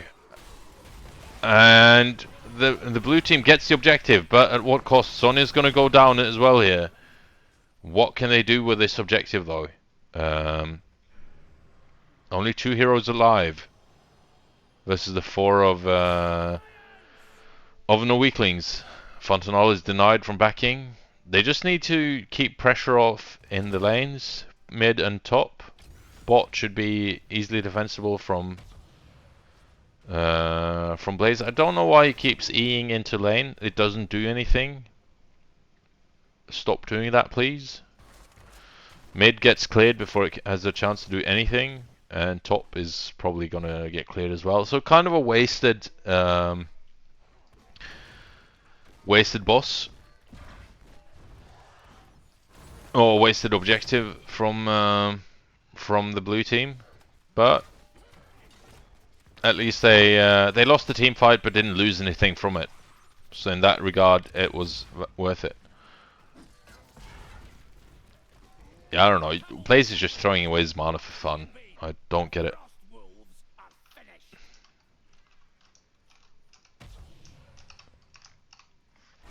And now the red team is going for boss. And Samura's in the middle of the red team, and they don't seem to realize they throw out mind control, but they can't find it. But the cooldown of mind control is so short. After level 20, it's absolutely ridiculous. They stop contesting boss though.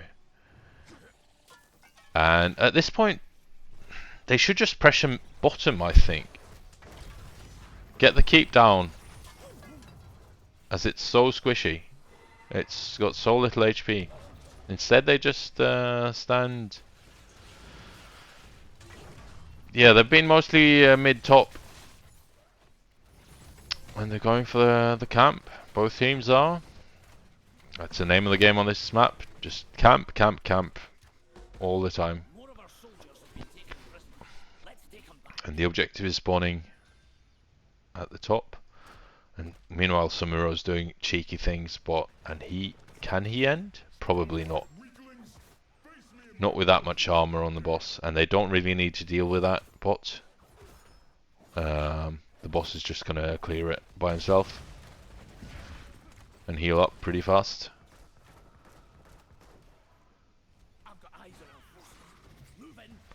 Can they get anything here?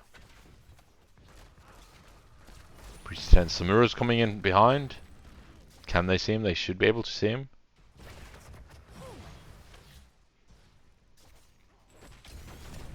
Oh, and there's a very good combo onto Samura, and he goes down. But a very nice leap onto Li Ming. She gets out, gets a nice cleanse off.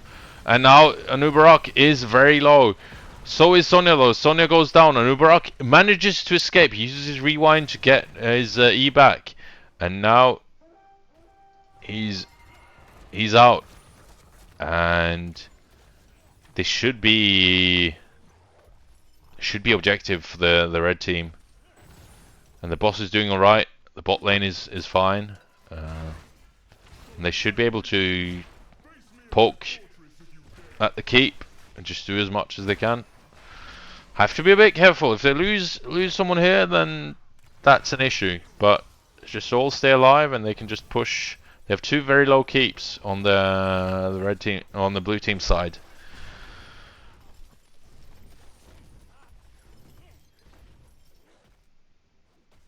And the boss is doing alright. The waves are pushing it a bit back, and they're going for the boss now as well. Top boss. And what can the blue team do as a response to this?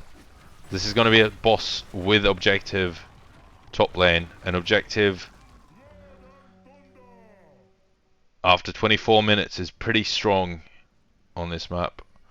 And they're just sharking around, seeing what they can get. The blue team kind of has to get a couple of kills here, otherwise it's going to be really rough because the red team has a huge lane advantage. Oh, that's a nice chunk onto Vala, and a nice cocoon onto Whitemane. Leap into the backline, but doesn't really do anything. No kills as of yet. And a nice stun onto the front line of the blue team. The boss and the objective is hitting the keep. The mid keep's getting hit as well. Samura's gonna escape, but it's looking pretty grim for the blue team at this point. And now they're on the call. And at some point the bot keep could get taken out as well, and that's going to be rough. The boss is going down pretty fast. Sonya's going down. Samura's going down. Oh no, this looks like it's going to be a game. GG. GG. Very well played from Norweaklings. It looked a bit rough there for a second. But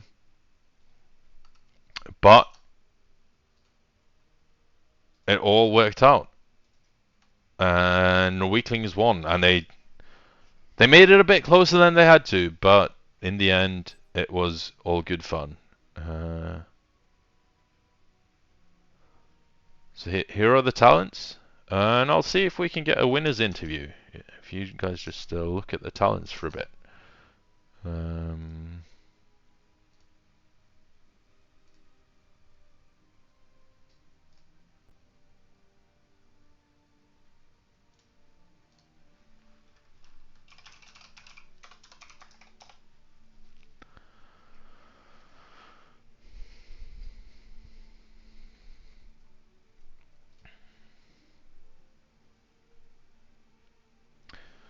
So we saw that Samuro get a lot of value for a lot of the game, but eventually Norweaklings managed to figure him out and shut him down.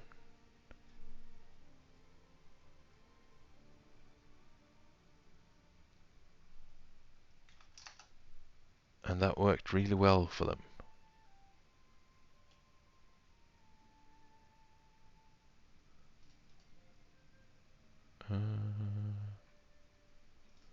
Let's see.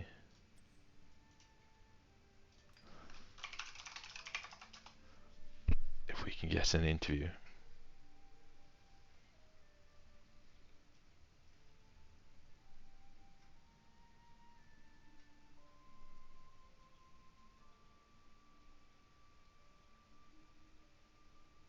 Or if I'm being ignored, which is a bit, rough. But it was a very good game. It was back and forth. Oh, okay. Hello. Hello? We getting the Valar interview? Yeah, apparently. Oh, nice. Okay, Yeah, congratulations. thank you. That was a good match. It went a bit back and Yeah, forth. What it did you was guys scary. think? Um, well, game one, I think it was like pretty clean. Like we had a draft that scales very well because of Mephisto, and Yeah, they had a draft that scales pretty well because of Gul'dan, but Mephisto outscales Gul'dan apparently, so we won. And then they were scared of Mephisto for life. they were indeed. They kept on banning it. Speaking of bans, you guys kept on banning all the global heroes in the game. What was the reasoning behind that? um, I don't know. Like the Dehaka was like they played good on it. I think the first game, like the Niblet, Yep. was pretty like he played good on every hero, I think. And like the Dehaka in game one was kind of scary. So like just I mean since it's one of the best offlaners anyway, we're just like okay get rid of that. Yep. And the reason why we banned Falstad, um, we were like in game one, uh, like we wanted to go Zeratul all along, Okay. and I didn't feel like Falstad would have fit kind of the draft because then maybe we don't like maybe we want like a damage dealer that can hurt a bit more in fights. Yeah. So we were just like ban it. Yes. And then in game two, Yeah. game Because three, speaking of Zeratul, oh sorry. Keep going. go ahead. Okay, well, game three we just banned it because we intended to go Kerrigan, Oh right. Okay. Yeah. and so we didn't want like to get ghosted on the engage. But then Bucken was like, "Yo, Ming looks good here," and he picked Ming. Yeah. Yeah. I mean, because the Ming pick was pretty good, but game two, that was that was interesting. What was the decision? Like, why did you guys pick Zeratul into that comp? Why?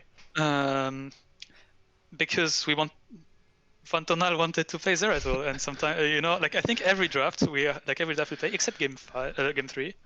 Yeah. Like every draft we play, we're just like, okay, we want to play this hero, so we are going to play this hero no matter what. All right. Okay. And game one, it was Hammer that we meant to play all along. And game two, it was Zeratul. Yeah. Okay. That's why we picked Zeratul, even though, yeah, it was a rough game for Pantanal. Yeah, because Zeratul into Taunt variant was just it Yeah, just seemed a bit weird to me, and it didn't really work out. Like, yeah. and also the Vikings were very effective. Uh, Yeah, they were. how was I it don't think playing we against played as them? well. Like we could have done more. Yeah, I think you guys Like made some our early game was mistakes. super bad, and then all day game was all like we only won one fight really. Even though we're supposed to be better in fights after 16, we just still died. I Yeah, don't think I played well. and they managed to get a lot of value with the Vikings. Yeah. And how like playing against them is terrible, isn't it? Uh, well, for me, the part that felt worst was playing with Stratul Yeah. Okay. because I really like, like to look for like I'm a macro enjoyer, like to go for like try to go for early game advantages and like it's just not possible, right? When you have Yeah. to play for V5 the entire half of the game, hoping that you get to scale. So that's like I'm never a Zeratul fan, but they wanted to play it, so they did.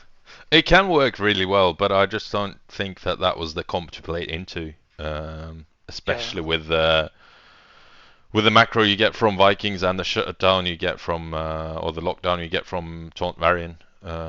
But Yeah, and even the Vikings, right? Like with the Olaf stun, that yeah, I think it's nailed Fantonal a lot as well because he was kind of expecting the variant taunt, but not the Olaf stun. yeah. And what else did they play? They played Anduin as well that game. Oh, let's see. I have the Yeah, and replay. Sonya, Leap Sonya as well, and Yeah, Vala with the Q build. yeah. They just uh, played really well that map, actually.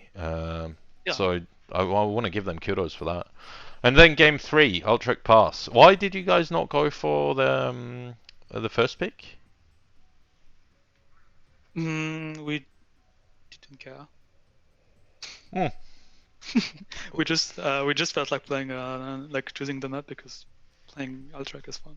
Okay. Yeah, that's fair enough. We I don't mean, and we most didn't have an idea in draft, so right. Okay, so because most people would consider first pick to be preferable, but you know, if you don't have a drafting plan, then why not just be reactive, I guess. yeah. Uh, And I mean, if we're going to first pick Vala anyways, like we yeah, don't care. You can have it. yeah, that's true. How was it? We got another like Niblet was playing some really flex or showing some flex here with Samuro and Vikings. You know, how was it playing against the Samuro? It was difficult for the backline. I Yeah, mean, I'm shit on Sylvanas. Like I never play this hero. I just picked her because like to fix the wave clear because we have Liming. yeah, Um,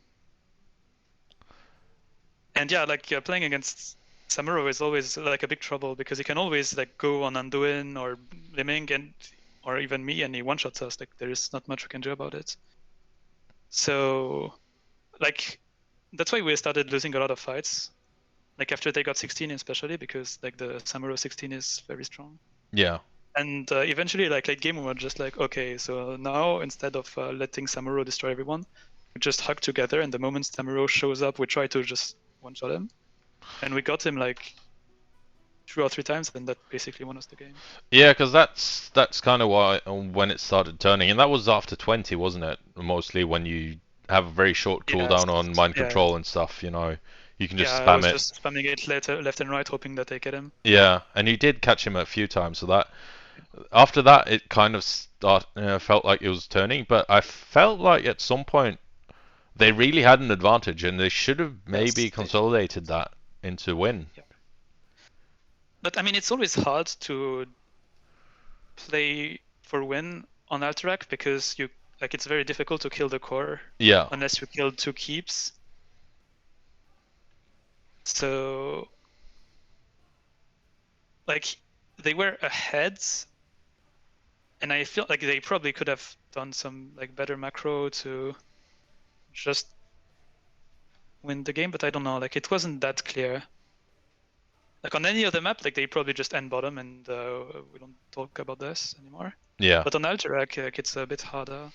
Yeah, for sure. And I think also they showed a bit of hesitation in all the games. Like they didn't stay as long as they could have to push. They were a bit afraid to lose fights under keep, even if they had, for example, curse or a boss. And they probably could have gotten a bit more value. So I think you guys were a bit lucky there that they were a bit hesitant, maybe a bit inexperienced, but hopefully they can learn from that. Um, do I have any more questions though?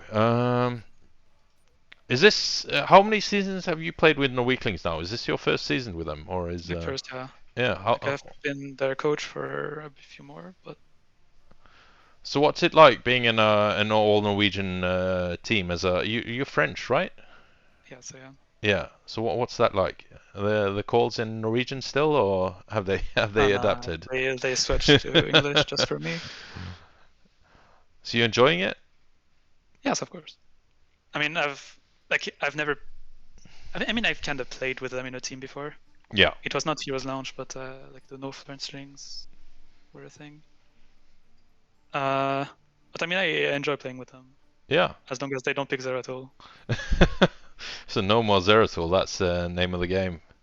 Unfortunately, I cannot say that for certain. We might see some Zeratul again. Maybe you should I go hope we some. don't get to play Sylvanas again though, because I not good. Oh, you should just practice a bit. Yeah. That's all you got to do. I mean, I don't play Sylvanas at all, so I can't really speak. My first death on Sylvanas. I don't know if you caught it, but I was You, trading with Sonia, and we were both yeah. almost dead. And I tried to E out, and my E like pressed the button, and nothing happened. Oh, that's rough. Yeah, because I just And then yeah. then when I respawned, the first thing my character did was press E. No, really. Yes. Oh, that's And I was rough. like, okay, visit. But I That's. mean, it's not like I'm. I mean, it's a bit rough, because I didn't catch it, like I didn't see it, but I mean, we obviously noticed it, and it was like, how did that happen? Sylvanas shouldn't die to a Sonya that like that, that early. But if the game fucked you, then the game fucked you. Yeah, I mean, I definitely still played it bad, but yeah, the game fucked me. But you guys could play some Abathus Zeratul. That could work pretty well. Yeah, but the thing is that makes it kind of worse because like that would force us to probably play Zeratul offlane, and Zeratul offlane is just not really good. Where like he's not a very good frontliner, right? That's not really his purpose. No. So like if we play Zeratul and Abatha, then we like cannot go Zeratul as like a third melee hero. No, what you do then is you play for the late game because Zeratul Abathur is just going to wreck everyone after like 16.